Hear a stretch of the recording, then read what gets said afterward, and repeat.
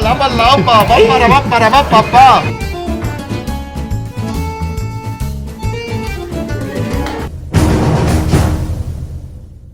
When you think of Europe, one of the best countries you want to visit or you think of is Italy. Italy is best known for its architecture, its beauty, and perhaps gelato and pizza. So we started off going to this pizza place near our Airbnb, and we found this hilarious server. Vino de la casa. You should get that.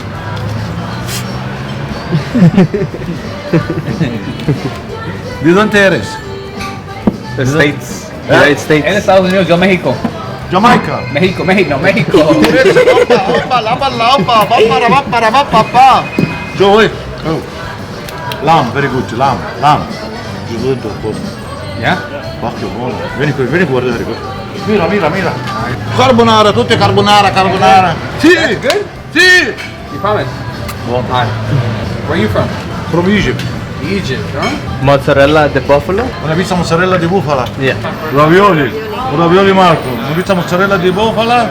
Una carbonara. This all together. Yeah. And the lamb. The lamb is good? Boom! Alright. Picture me on that. Good. So you're famous. Grazie, muchas gracias. The Coke here tastes better. Yeah. I got Sprite, so we'll find out. Let me try? Hell no. Yeah, let me try. Hell no. So you can try my Sprite. Okay, fine. Ah. But a sip. It does. Tastes different, yeah, it does. It looks like eggplant. Try Pretty sure it? it's eggplant. Eat it.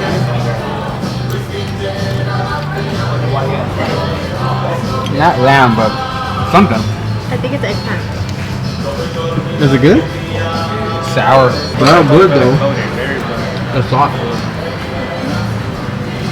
And then we ate. So we had pizza, pasta, lamb, and Alice had ravioli. From there we went straight to gelato. It was right next door from the pizza place. But they say that apparently gelato is not authentic if it's like that. It's authentic if it's like in a circular container and it has a lid on top. That's like the Italian or the original gelato. Moon, show your gelato. Oh, I don't even know what it is. Honestly, I have no idea. I don't think this is gelato. I don't even know what the heck this is. It's a sorbet. Sorbet. From getting gelato, we walked straight to the Coliseum. It wasn't that far from where we were staying at. And of course, around the time that we were there, it was kind of packed. What do you want to say to the people? Man, we're out here in Italy, man. We got some pasta. Gave it like a 7 out of 10, maybe 6 out of 10. Gelato was spot on though, really good. What happened in the bathroom? That was okay, man. I think that lamb they gave me was kind of messed up or something. Probably wasn't dead yet, so it's fighting back in my stomach. But my stomach killed it, and yeah, man. So right here at the Coliseum, you know, that's where the Raiders used to play. This guy. Cool, man. It's cool to see the old Raiders stadium over here, man, in Italy. It's a fart. Oh. I'm concentrating. Good luck, because it's a tiny ass thing. No! No, hurry up! Get out! Oh, dude, no.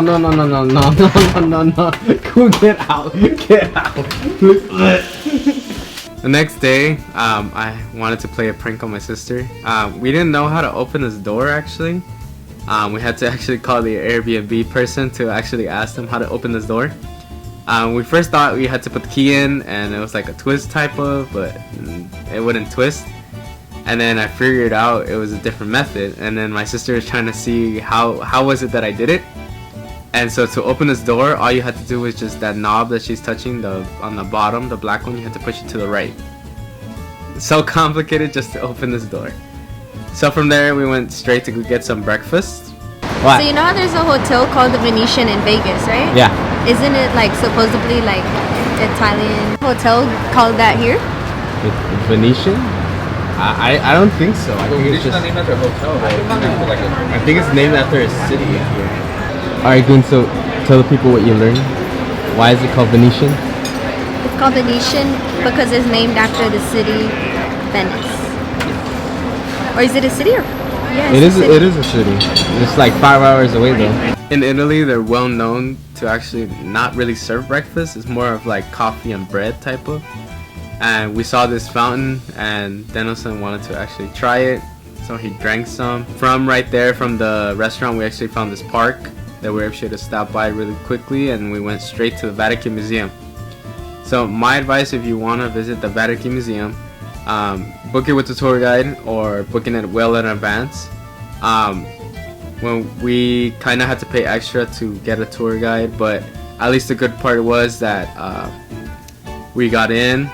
We would explore a lot of things about the Vatican. This lady right here, the tour guide is actually showing us how the inside looks like. I guess there's a part when you're inside where I guess you can't take any photos or videos. So we saw a lot of Greek sculptures, ancient history, ancient Rome. They also have a lot of artwork on the ceilings, which is very interesting, very cool. They also had like these carpets that had like art in them. They look very old, very religious. And then finally we got to the room where you couldn't film or take video, but I took it for you guys. There you go. This is how it looks in person. I forgot what this artwork is called, but rough autographs from famous players. I guess they gave the Pope. And then I guess this is a famous stairway. But like I was saying, my advice is to get reservations ahead of time and early, because there was this long line that went all around the museum. Right outside the museum is actually the Vatican Church. This was separate. You could enter it, but you had to make reservations. We went straight to go eat, and we tried Alfredo's. This is supposedly where fettuccine Alfredo was made from. Just for 30 seconds in hot water, and it's so thin because it's meant to melt in your mouth immediately. The butter used is a butter from Piemonte. The name is Beppinocelli butter. The Parmesan cheeses are 24 months seasoned Parmesan. So from there we had to walk a little bit. We wanted to like digest, so we actually started walking to the Trevi Fountain. It was actually kind of busy when we had went. A lot of people were trying to take pictures, videos, people selling here. So yeah, so my advice is get there early, or get there later on during the nighttime if you want to visit. From there, from the Trevi Fountain, we actually went straight to the Spanish Steps. It was actually on our way to go back to the Airbnb, so we actually passed by it. There was a lot of steps, but it had a great view of Rome, Italy itself. The next day, we actually went outside of Rome. We went to Paolo Brama Sabrina. I forgot how to say this, but basically this is a small city outside of Rome. This is part of Airbnb tours. I think that's what it's called. I really don't remember what it's called, but basically you can make a reservation to learn different stuff. So this tour guide, this tour group actually first talked about this small city that was once, I guess, a castle, and from there we went straight to learning how to make pasta by hand.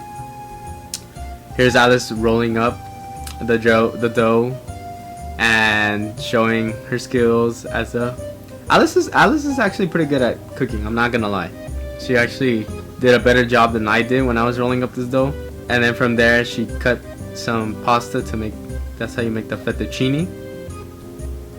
This lady right here is called the Nonna, and basically she's been cooking for a long time. She's been cooking since she was a little kid. That wooden stick, I guess they gave it to her as a birthday gift.